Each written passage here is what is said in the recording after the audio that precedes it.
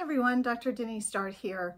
Today we're going to be talking about how to get to that place where you absolutely positively know enough is enough and that you are ready to do what's necessary to break free from this relationship that's been hurting you for so long and to move forward with your life. I can't tell you how many people reach out to me and say, I know this is hurting me. I'm a shadow of my former self. My self-esteem is hurting. My life is in shambles. My finances are a mess. And yet I can't get myself to take that step to leave. Other times I hear from people who have left. And like so many who have broken free from a toxic relationship, find themselves going back.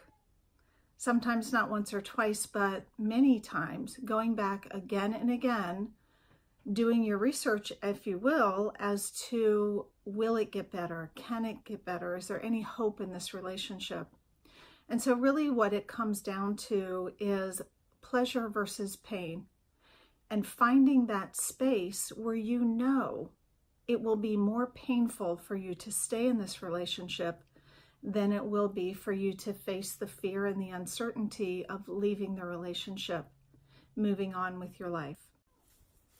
The best way to get to that place is to notice that more times than not, your thoughts are taking you to a future place.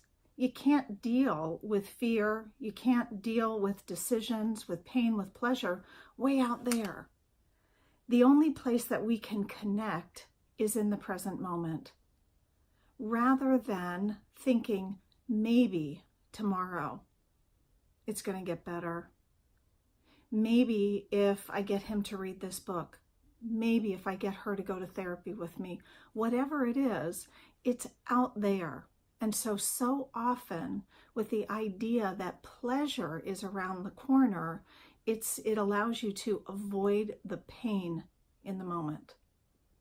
So in order to cope with a toxic, abusive relationship long-term, people tend to numb out in the moment, to justify what's happening, to give the person a break. After all, it's been a stressful day, or, whatever it is that is being used to give this person a break. Bring yourself back to the present. Feel what you're trying so desperately hard not to feel. Pay attention to the pattern of the relationship. Write down in your heart, in your phone, on paper, wherever you can have this and know that it will be safe and secure. Write down a journal keeping track of what's happening. You'll be able to see the cycle over time, but in the moment, pay attention to what's happening. Pay attention to what you're feeling inside. Listen to that voice within you that is wise, that's been trying to get your attention for so long. Stop in the moment, pay attention, and listen. When we lean forward into the future, we lose our power. We don't know what's coming. We have no idea. So how can we see ourselves in that?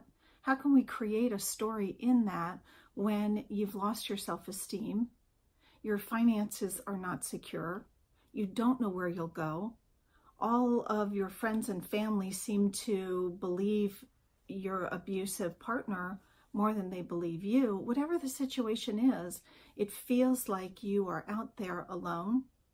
And if you have children, even more, how am I going to provide for my kids? So each time you feel yourself leaning forward and making up stories that keep you stuck in this very painful, very abusive relationship, I want you to bring yourself back to the center. Pay attention. Notice what you do in the face of all of the things that this narcissistic, emotionally abusive person has used to control you. The projection, the deflection, the stonewalling, the ignoring you, the withholding physical and emotional affection, with maybe even the glamour gaslighter type of person who showers you with gifts and acts as if the horrible things that happened last night didn't happen.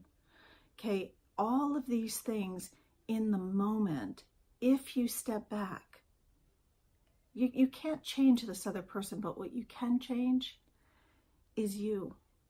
You can stop responding. You can stop getting pulled into that cycle that twists and turns you, and the lies and the accusations, and before you know it, what you thought would be a reasonable conversation has been flipped on its head, and suddenly you have been painted into this corner in a way that you feel you can't escape.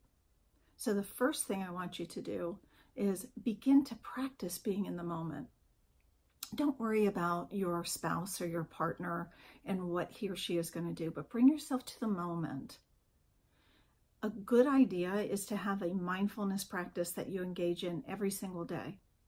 It might be 10 minutes, 20 minutes, 15 minutes. It can be once a day, twice a day, at bedtime. Maybe you put on headphones and fall asleep to it. If you are with your abuser, I can almost guarantee you that this person will taunt you, ask you what you're listening to, make fun of it, put it down. So do it in a way that you can keep it private. Begin to pay attention to yourself, to empower yourself, to notice with acceptance what's there for you in the moment. We don't have to worry about tomorrow or the next day or a week from now. I simply want you to begin by writing yourself so that your head and your heart aren't out there making up stories of, oh my gosh, what will I do? Is it true that no one will love me? All of these things that you're being told for so long, let all that go. It's a story, it's garbage, and 9 times out of 10, it's been planted in your head. So let it go and bring yourself back to the present moment. It might be hard. What you're being told may be horrible. It's been horrible. And the point is now, in order to get to that place where enough is enough, and you garner the strength that you know that no matter what is ahead, staying here will continue to tear you down. It will continue to be a bad example for your children. It will continue to be painful. So let's start with now. And I want you to commit to at least 3 days a week to a mindfulness practice. There's so many good resources on the internet. Check out Dr. John Kabat-Zinn and look at some of the shorter videos, the sitting meditation, the walking meditation. There's some that are between 10 and 15 minutes long, or if you feel really stressed and anxious and can't sleep, you might want to try the 60-minute body scan. Whatever you choose to do, I want you to commit to yourself. And this small promise to yourself is the beginning of helping yourself to see that you can count on you. No matter how chaotic the situation, no matter how much fear is there, no matter what's going on, you are going to begin to act in a way that you know, no matter who else shows up or not, that you are going to show up for you.